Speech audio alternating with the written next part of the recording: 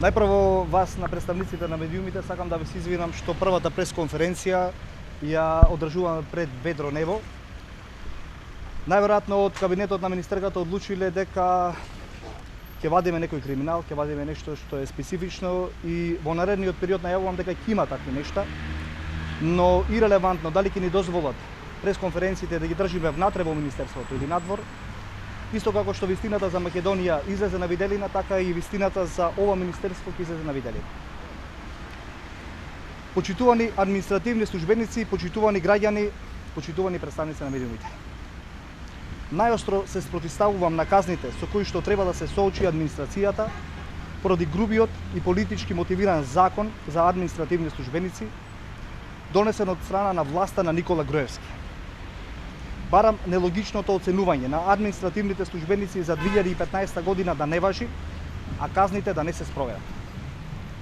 Инсистирам одредбите од законот што го предвидуваат оценувањето да бидат ставени во мирување. Потребни се квалитетни решенија што ќе мотивираат администрацијата да работи, а не одредби за притисоци и злоупотреби во политички цели. Информирам дека администрацијата според овој закон се соочува со брутални, неправедни казни, што се внесени во законот како инструмент на власта на Груевски за уцени контрола. Почитувани административни службеници, знам дека денеска, согласно законот донесен од мнозинството на ВМРО-ДПМН, заврши рокот за пресметка на годишното оценување на вашата работа. Власта на Груевски според овој закон ќе подготвува казни за вас кои се во последните 5% од ранг листата на оценување, без разлика дали сте оценети со оценка 1, 2, 3 или 4 на скала од 1 до 5.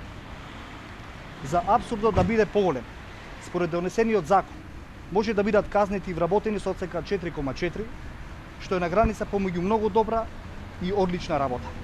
Само затоа што се нашле во фамозните 5% кои мора да примаат помала плата половина година. Дел од административните службеници поради тој закон се соочени со најстрога казна, престанок на работниот однос, иако е тоа нивно прво оценување. Почитувани, знаете ли кој ги оценува административните службеници? Главно нивниот шеф. Тој учествува со најголем процент во формирањето на оценката, односно 65%. Во останатиот дел од оценката учествуваат други 4 соработници, како и двајца оценувачи во институцијата, кои под политичко влијание многу лесно можат да донесат субјективна оценка. Може само да претпоставите какво оценување ова. Во нашата држава изминатите 10 години институциите се комплетно партизирани. Раководните кадри се назначуваат исклучиво по партиска линија. Поради се тоа, услови за ваков систем на оценување нема. За да се спречи злоупотребата на администрацијата за политички цели преку закани за казни или бркање од работа, како дополнителен заменик министер инсистира владата да поднесе закон до Собранието на Република Македонија, со кој што оценувањето за административните службеници и реперкусиите од истото ќе бидат ставени во мирување. Ако власта на Груевски не го стори тоа, ваков предлог закон до Собранието ќе поднесат пратениците од опозицијата.